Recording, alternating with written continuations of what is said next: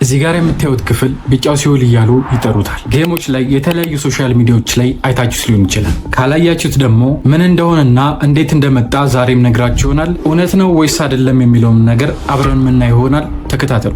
በ2018 ዓ.ም ፎርቹን የተባለ ድረገጽ ላይ ስሙ ያልታወቀ ግለሰብ እንደሚም ግብዓት አድርጎ ይሄን ምስል ይለቀዋል። ሰው ግን ብዙም ግድ አልሰጠውም። እንደ ኖርማል ሜም አይተው አለፉት። ከአንድ ዓመት በኋላ ግን ከፎቶ ስር ይሄ ኮመንት ይጻፋል። ጥንቃቄ ካላረጋችሁና በተሳሳቱ ቦታዎች ላይ ከሄዳችሁ ከእውነታ ውጪ ከወጡ ወደ ቢጫ ጀርባ ክፍሎች ውስጥ ትገባላችሁ የሚል ኮመንት ነበረ። ይሄ ኮመንት ከፎቶ ጋር እየተያዘ በተለያዩ ሶሻል ሚዲያዎች ላይ ይለቀቅ ጀመረ። አሁን ግን የኛ ጥያቄ ይህ ክስተት የምር ነው ወይስ አይደለም የሚለው ነገር ነው። ከተለያዩ መረጃዎች እንዳገኙት ከሆነ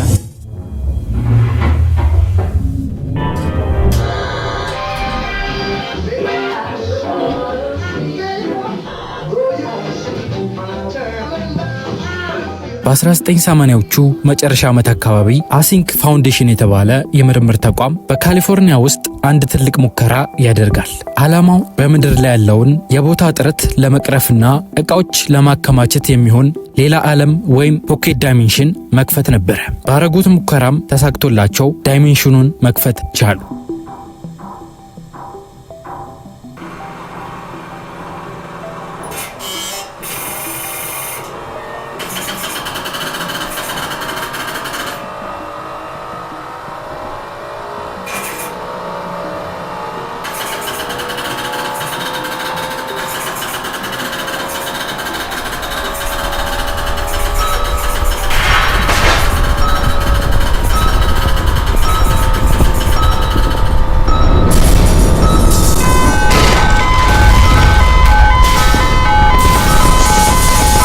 ነገር ግን እነዚህ ክፍሎች በተከፈቱበት ጊዜ ትልቅ አደጋ ይዘው መምጣት ጀመሩ። ዓለም ላይ የማይታዩ በሮች ተከፈቱ።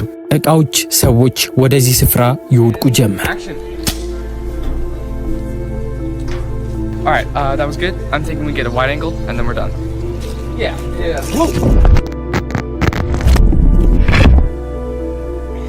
እዚህ ዳይሜንሽን ውስጥ ሲገቡ ማለቂያ የሌለው ቢጫ ክፍሎች፣ የሚረብሽ የፍሎረሰንት መብራት ድምፅ፣ የቆየ ምንጣፍ ሽታና የሰው ድምፅ የሚያስመስሉ አውሬዎች ይገኙበታል።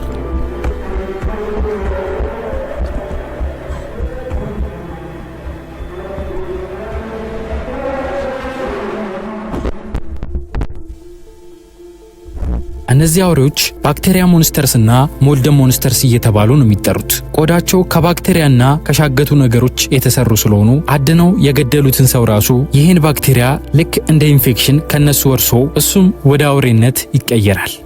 አውሬዎቹ ከማደናቸው በፊት ቀድመው የገደሏቸውን ሰዎች ድምፅ በማመሳሰል ተደብቀው የሚያድኑት ሰው ወደ እነሱ እንዲቀርብ የእርዳታ ድምፅ አስመስለው ያወጣሉ። በዚህ ነገራቸው ተታላችሁ ከሄዳችሁ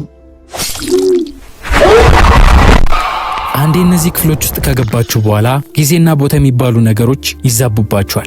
የሆነ ጊዜ ፒተር ቴንች የተባለ ተመራማሪ ለጥቂት ሴኮንዶች ወደ ቢጫው ክፍል ገብቶ ሲመለስ በምድር ላይ ግን ብዙ ዓመታቶች አልፎ ጠበቀው። ይሄ ማለት ደግሞ አንዴ ከገባችሁ በኋላ መውጣት ብቻ ሳይሆን መቼ እንደምትወጡ ራሱ አታውቁት። ለዚህ ታሪክ በቅርቡ A24 ስቱዲዮ ፊልም አድርጎ እያመጣው ነው። አስፈሪ ፊልምም እንደሚሆን ይጠበቃል። ወደ ዋናው ነጥባችን ስንገባ ግን ይሄ ታሪክ እንደሚወራለት እውነት ነው አይደለም? እንደዚህ ስላችሁ ሊያናድዳችሁ ይችላል፣ ግን አይደለም። እንደ ሌላው ዩቲዩብ ቪዲዮዎች ታሪኩን ብቻ ነግራችሁ ዝም ማለት እንችል ነበር። እዚህ ዩቲዩብ ቻናል ላይ ግን ዝም ብሎ የሚታለፍ ነገር የለም። ታሪኩን ወደ መጀመሪያው ልመልሳችሁ። በ2018 ዓ.ም የተነሳው ይሄ ቢጫ ክፍል ትክክለኛ ቦታው የት እንደሆነ ታውቋል። በ2002 ዓ.ም አሜሪካ ውስጥ በምትገኘው ዊስካንሰን ግዛት ውስጥ ሆቢ ታውን የተባለ የመጫወቻ ዕቃዎች መሸጫ ሱቅ በአንዳንድ ምክንያቶች ሊዘጋ ሲል ክፍሉን ባዶ አድርገውት በነበረበት ወቅት የተነሳ ፎቶ ነው። በ2019 ዓ.ም ላይም አንድ ማንነቱ ያልታወቀ ሰው ፎርቹን በተባለ ድረገጽ ላይ አእምሮ ላይ የመጣውን አስፈሪ ታሪክ ዝም ብሎ ኮመንት ላይ ጻፈው። በ2022 ዓ.ም ደግሞ ኬን ፒክስልስ የተባለ ወጣት በብሌንደር 3D አኒሜሽን ሰርቶ ታሪኩን ይበልጥ ሕይወት ሰጠው። ኬን ኢንተርቪው ላይ ተዋናዮቹንና 3D አኒሜሽንን እንደተጠቀመም ተናግሯል። ዝም ብለን እናስበውን ብንል ራሱ ታሪኩ ላይ እንዳለው የተከፈቱ በሮች ቢኖሩ ኖሮ ብዙ ሰዎች እዚህ ቦታ ውስጥ ገብተው ይጠፉ ነበር። በተለይ መሃል ሜክሲኮ ያሉት ሰዎች።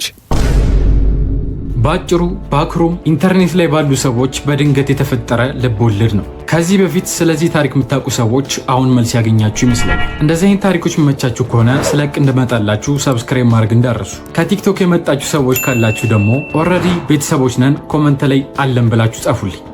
ይመቻችሁ።